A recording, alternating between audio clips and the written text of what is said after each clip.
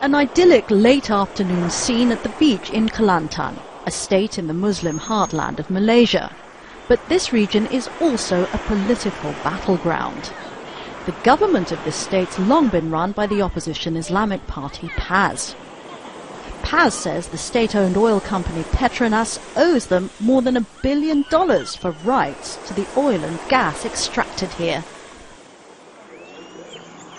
The average income per person is about $2,000. Compare that to the $13,000 people living in the capital get.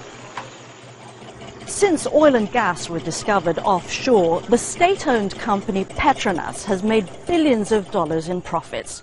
So how is it that the people who live closest remain among the poorest in the country? The answer, they'll tell you here, is politics. PAS has made a point of putting policies in place that set this apart from other states. It's restricted traditional Malay theatrical forms and tried to introduce punishments like amputation and execution for theft and blasphemy. The state's found an unlikely ally, an MP with the ruling party UMNO, who's also the founding chairman of Petronas. The main issue here is not so much about oil payment and what have you. I think it's a question of sovereign rights of the people and parliamentary democracy.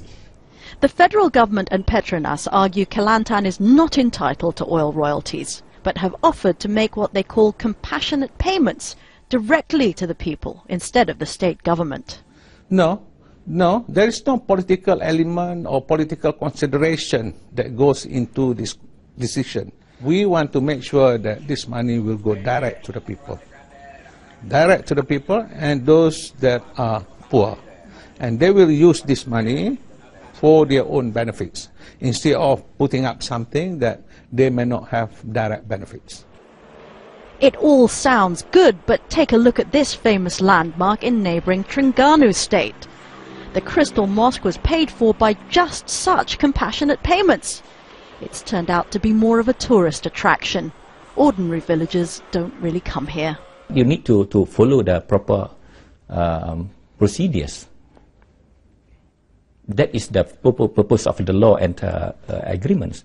To the point here is rule of law and the accountability and practice of good governance on behalf of Petronas and federal government. To many Malaysians, Kelantan is a bit of a backwater, digging in its heels against the global march to modernity.